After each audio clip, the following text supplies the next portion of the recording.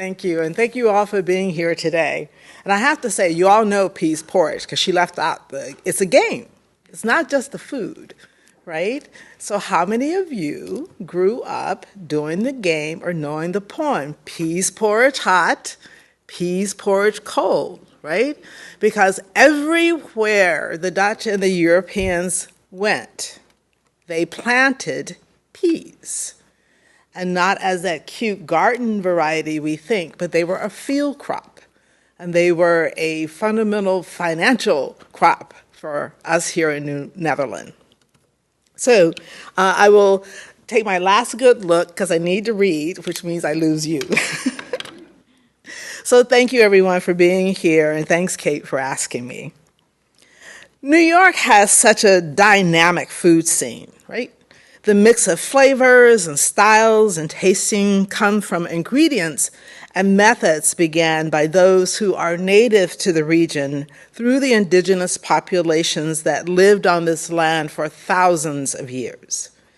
The first ingredients that come from afar arrived in the packs and ships of the early fur traders, who relied on foodstuffs around them to supplement what they had and began introducing new taste to their own cultural mixes.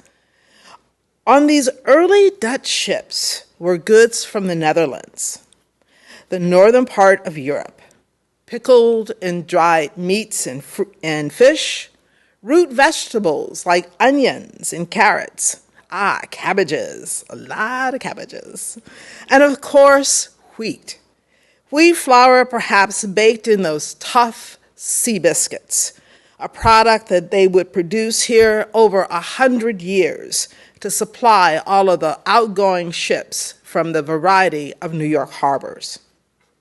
The Dutch were seafaring traders, and during their time on the water, they controlled the flow of and received the wealth from many valuable commodities: wheat, sugar, spices, and enslaved Africans. To explore the vibrant tapestry of the colonial cuisine, where Dutch traditions mingled with those of indigenous people, enslaved Africans, the English, Jews, and other cultures, is to lay the foundation of what we now know is New York food. As humans, the basic commonality allows us to adopt and adapt to what we eat and how we do it. But our foodways are usually the last things that people let go of when they move to a new place, especially when they are, as they were in the colonial period, moving in mass. Too often, what is different, rather than what we have in common, is what we share. But today, we're going to start with, what do we have in common? What do people from the three cultures, Indigenous, Dutch, and West Central Africans, have in common when it comes to their foodways? And foodways refers to everything related to food: how it's grown, how it's cooked, preserved, eaten, and how it's shared.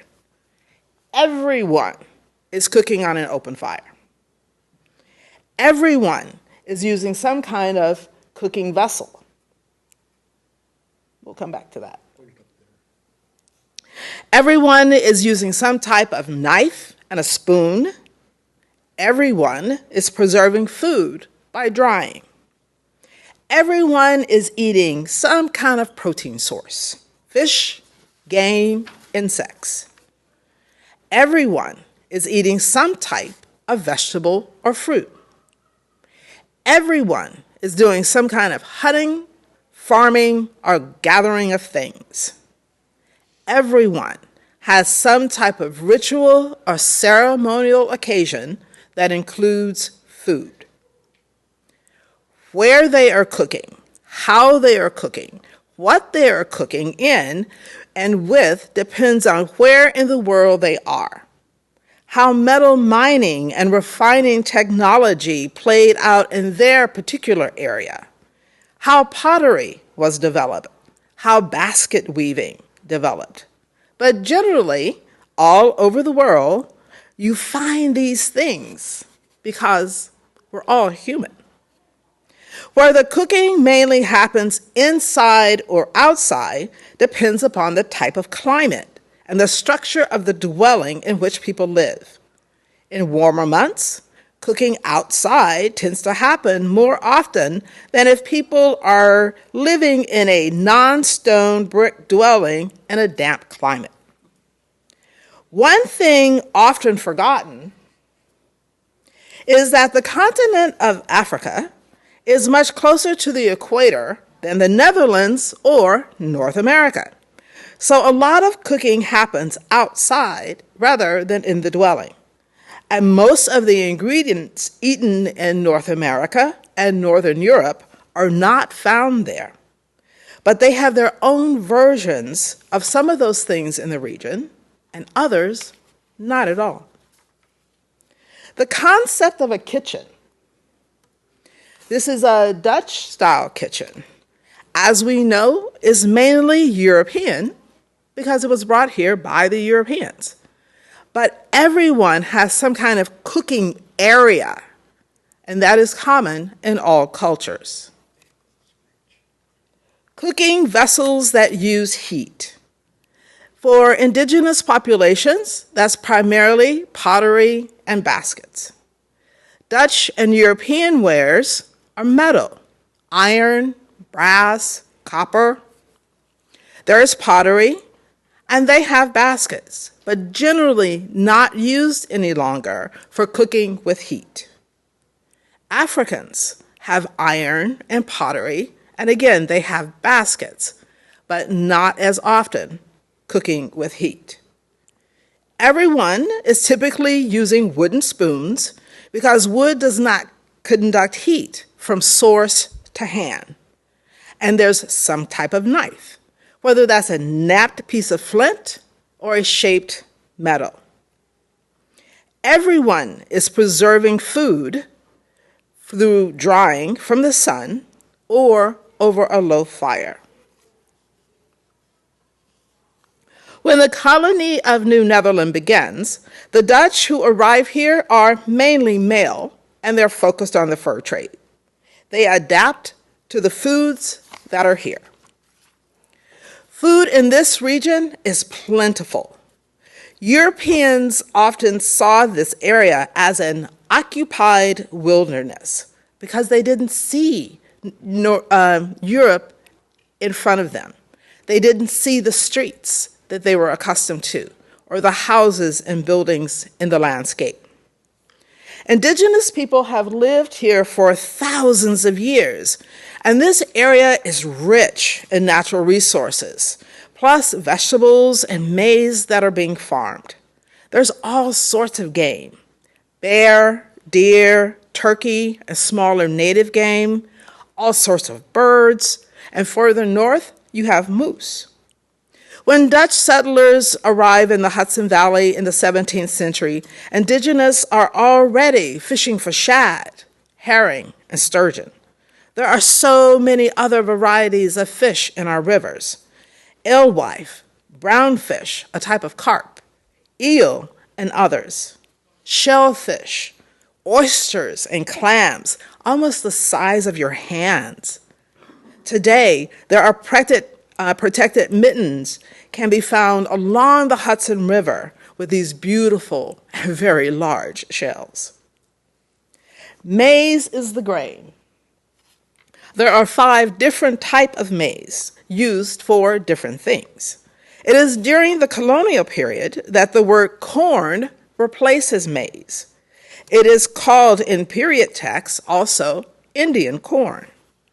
Corn originally means a single grain of a single kernel of any grain, so barley corn or rye corn. There are over 300 different varieties of beans native to the Americas. Kidney beans are found throughout the Americas, and there are also different types of black beans that grow, from those in our colder areas, which are different than those you will find in the South. There are lima beans that are both green and red. There are cranberry beans and navy beans and more beans. There are different beans and peas in Northern Europe and also in Africa. So again, things that as humans we have in common. Bean and peas are right there worldwide. One of the earliest sources for what we know that is both native and being adapted and adopted by the Dutch, and what is introduced in the region by the Dutch, is Adrian van der Donk's A Description of New Netherland. The book is basically a sales pitch, a huge sales pitch for New Netherland. Van der Donk was the stout or sheriff of Rensselaerwyck. The patroon started in 1630s by Kilian van Rensselaer, a diamond merchant and also a member of the board of directors of the Dutch West India Company, the founders of New Netherland. Land that encompass the middle colonies is New Netherland, New York, New Jersey, Delaware, northern Pennsylvania, and southern Connecticut. It is hard to talk about food and not explain our agricultural system. But that is a whole lecture unto itself. But just for now, no, we do not have what is considered the traditional plantations that many of us grew up learning in school, as they did in the South. We have something that I find far more interesting. We actually have this amazingly archaic medieval system brought here by the Dutch West India Company, so they did not have to waste the companies and their investors' profits to populate our area. They introduced the patroon system, or under the British, the manor, a system where large tracts of land were owned by a single person or a small group. These large pieces then were broken into smaller farms and leased to Northern European tenants, many of whom came through the Netherlands but were not Dutch. So you have Walloons and French Huguenots, and then later you will have indentured Palatines who will become German in the century. There were Swedish and there were Flemish, and of course the British in and around us. All of that here. The local patroon, our local patroon is Rensselaer, which is about 1 million acres in size. At the beginning of his career, Van der Donk spent a lot of time visiting and getting to know the native populations in the area. He learned to speak the languages and asked many questions of them regarding their foodways. He explored the woods, the rivers, and the lakes, and he documented it all. And because he also worked for the patroon, he was aware of what was being imported. He was, in fact, the only university-trained lawyer in the colony. We also know that as Van Rensselaer brought settlers into the area, he also brought Dutch and animal food crops. So we have a variety of sweet herbs entering. We have documents showing that his on the voyages with animals, some of them even had their own caretakers so that they would arrive in good health. So we have Dutch cattle being introduced, along with hogs and sheep and goats. Earlier voyage, someone left some rabbits on Nut Island and they flourished. So rabbits were also introduced to North America as a food source. Van der Donk also tells us that very early on, Dutch settlers were crossing their breed with the cattle from the English. In fact, earlier this year, I had the pleasure of sharing a conversation on Dutch foodways with the Devon Cattle Association as they visited the area. celebrating the 400th anniversary of the arrival of Devon cattle to North America. And just in case you are unaware, this is also the 400th anniversary of the colony of New Netherland. Van Rensselaer is also credited with introducing the concept of growing wheat as a cash crop for trade, originally to go to Brazil to feed the enslaved Africans on the sugar plantations that they had taken from the Portuguese. Professional bakers from the Netherlands were located here. And you begin to see restrictions placed on the selling of baked wheat goods to the natives by the 1650s. All of this change, both for the Indigenous and the Europeans settling here, will take some time, but it's actually in quick order when we look at human history. The area around Fort Orange has to be cleared, Beverwyck has to be established, but by the 1640s you have firm trade being established with European brass pots and other metal goods being traded with the Haudenosaunee, and while they are also trading things like corn back to the Europeans. We also, by the early 17th century, start to see American food showing up in Dutch paintings. And I think I moved those two slides to the wrong place. I did. But this cross-cultural exchange of wheat and maize lingers in both cultures. Ground cornmeal is now enjoyed all over the world, including many parts of West and Central Africa. It was introduced there during the transatlantic slave trade and is still being heavily cultivated. And within the Haudenosaunee cultures, New Year's cookies, called Indian cookies, based on Dutch gingerbread, are still being prepared and exchanged every year.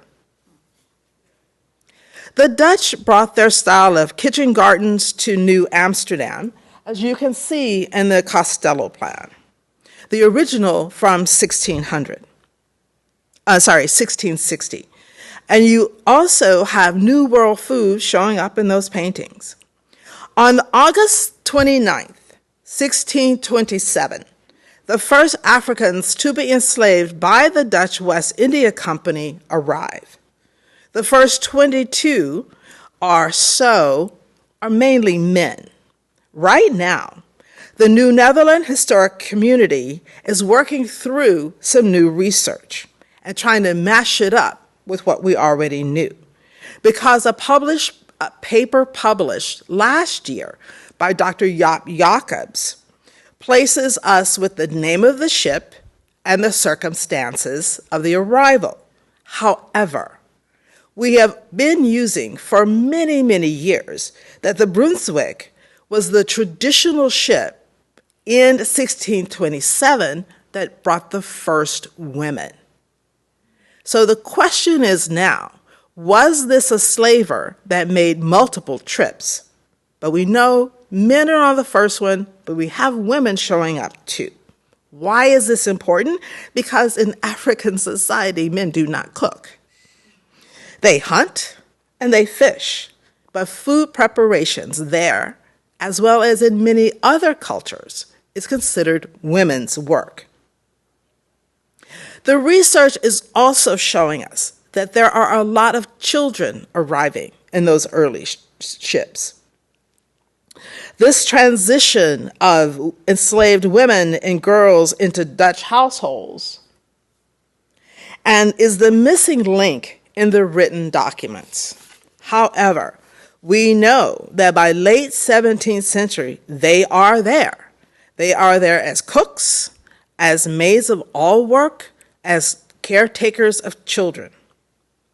We do not see a lot of African foods being introduced to our region. Why? Well, remember, Africa is a continent that falls closer to the equator.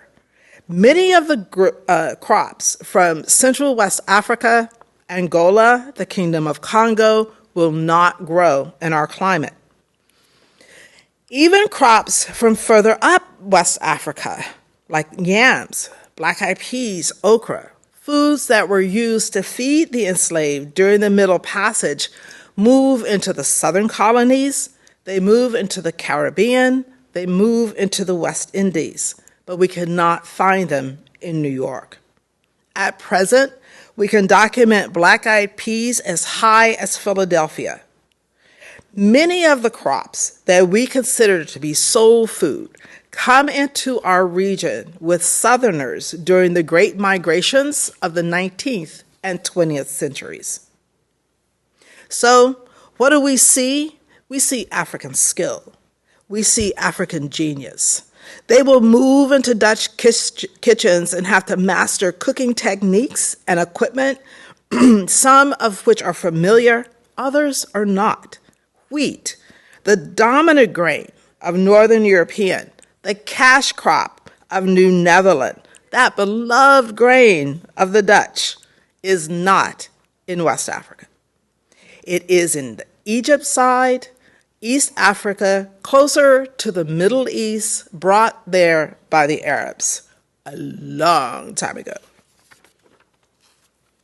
By the time we get to the 1650s, the 1660s, the Dutch have firmly established their native foodways here in New York. They have begun to adapt maize. They use it as sampan, a cornmeal porridge they often have for supper. They're using pumpkin in their pancakes, and they're also eating it as just a straight vegetable. The first Dutch cookbook we have here is The Sensible Cook, brought here as part of a larger text called The Pleasures of a Country Life, a book made up of several already published books that became basically a how to start and run a farm guide. The Sensible Cook has been translated by the noted Dutch culinary historian Peter G. Rose and is readily available. There you will find a mixture of dishes from hutspat to tarts, many of which still eaten today. And I just had a conversation with one of our audience members who says she has her grandmother's cookbook with notations on those recipes. And I asked, were there potatoes? Something that will evolve in the 18th century when potatoes make their way into New York and across the world. Early manuscript receipt books show repetition of similar dishes, varieties of pancakes and waffles and other baked good. Generally, they contained recipes where measurements are important. One that is online that I encourage you to explore is from the collection of Cherry Hill. These common dishes of boiled vegetables and things are making their way from the medieval period into what will become service a la Française. But here in this image that was out of place, you see the early adaptation of trade goods playing into Indigenous culture. They use the brass pots, both as cooking utensils, but they also cut them up and use them to make metal jewelry and other decorative objects. And here is partner slide. You see a turkey and sunchokes and pumpkins and squash appearing in a European painting.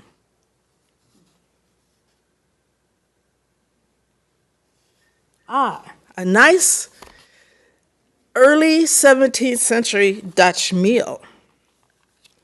Moving from the medieval period, we still have a lot of vegetables being fully cooked and put to a mash. You have, though, in this chicken spice pie, or a arrival of the lovely spices that the Dutch are now controlling. Along with chicken, that pie contains prunes, pears, and ounces of nutmeg and ginger and cinnamon and cloves. It's broken because I wanted to scent the room. There are also salad greens. The 17th and 18th century, I must say, has a larger variety of fruits and vegetables than we currently eat. One of my favorite, I was disappointed to see about 5 years ago, cardoons. Cardoons are now fashionable yard art in parts of Westchester. It was like so disappointing because they are delicious.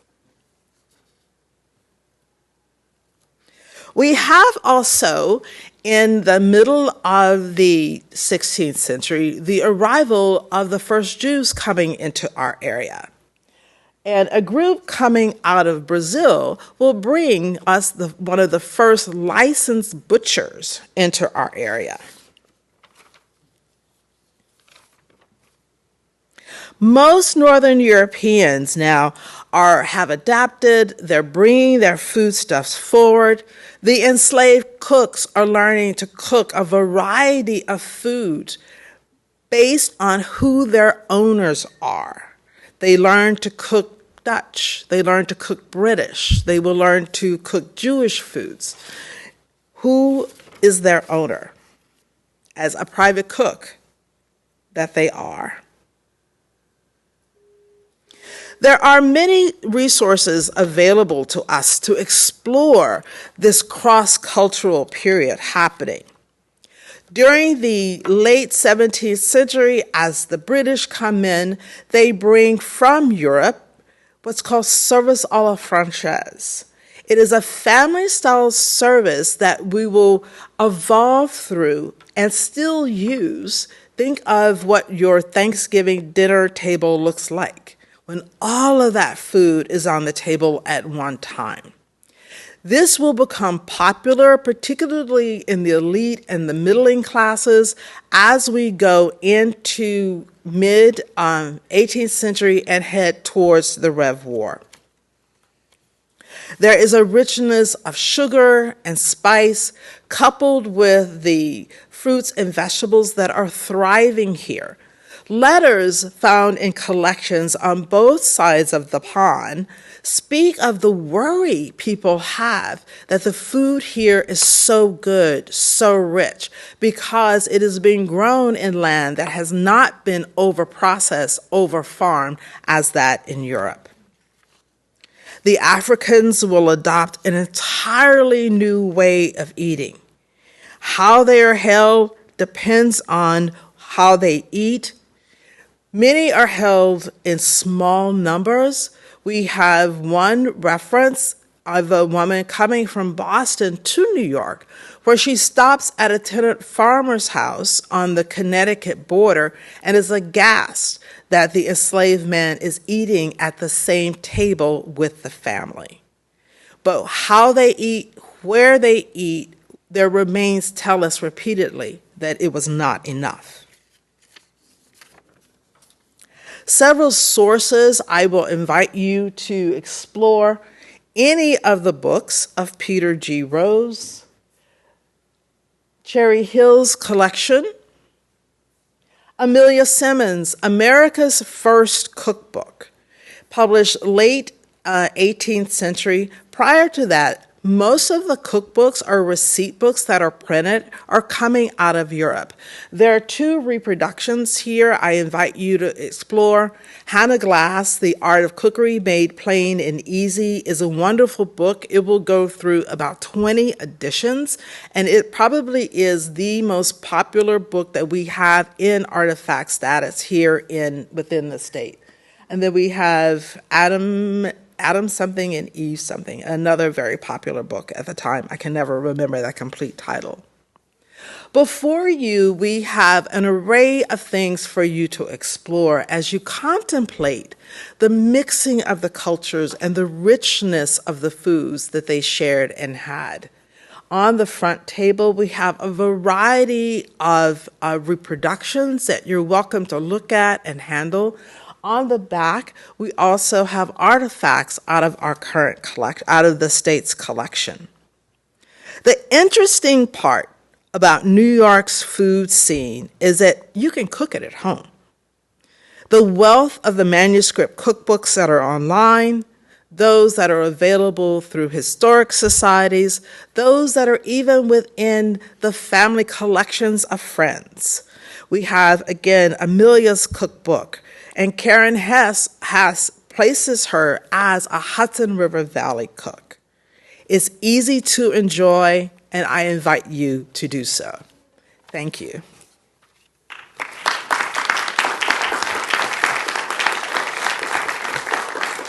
And I'm here for any questions you may have.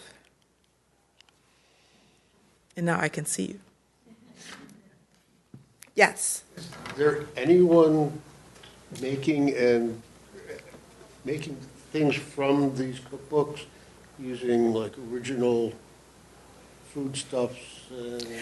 We can have some ingredients are available. For instance, the Iroquois white corn project gives us a beautiful white corn flour and other period variations of corn that we can use for cornmeals. But how we have used the soil and treated the soil over the last 200 years has changed the taste. We have many varieties of heritage apples, many varieties of, right now particularly, of the squashes and the pumpkins, the winter ones. You're not going to find them in the grocery store. What you need to do is go in your car and enjoy a beautiful fall drive.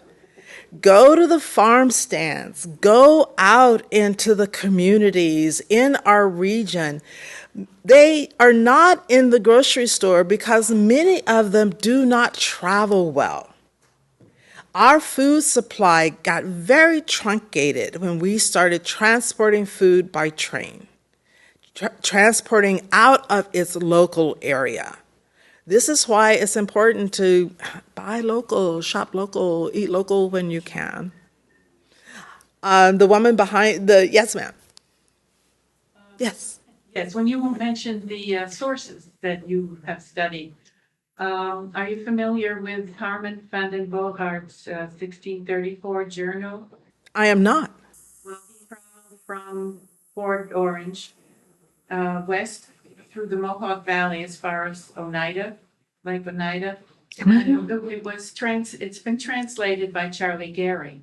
I think I have. I don't think I've read the whole thing, though. Because he also talks about some of the foods that the Native Americans fed and his two comrades when they were traveling along. He mentions a Native woman coming over the hill towards them, and she's bringing them pompion, they call it. Mm-hmm. Yes. And then he mentions beaver tails and bear meat. Yes. And so on, and the cornmeal, right. Yeah, I think I have read it. I don't think I've read the whole thing, so that will give me a reason now to go and do that. Was Yes. pemmican available locally? Was that about around this time? I'm sorry, I missed the beginning.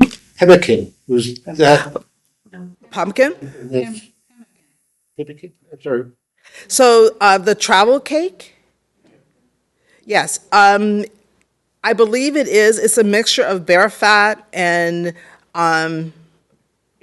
berries and dried blueberries and other things in it.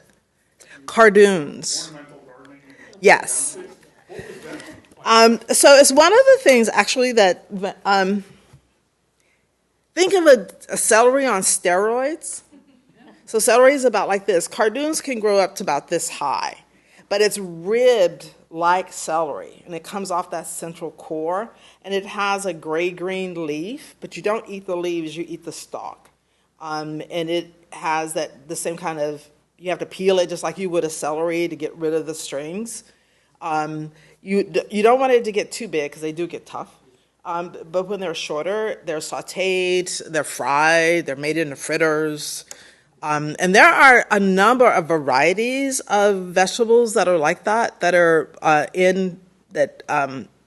Vanderdonk talks about that we just don't have anymore unless you are growing them from heirloom seeds.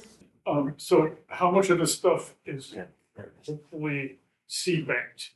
And I think they're like 5. Well, if they're showing up as ornamental grass, I think that they are in the seed bank.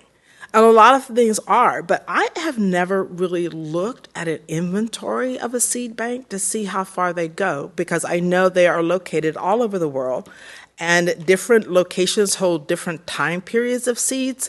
But I do know that if you are a gardener, that many of the seed banks do have programs where you can sign up to grow some of these heirlooms to refresh the seeds in the bank. And you can find information about that online.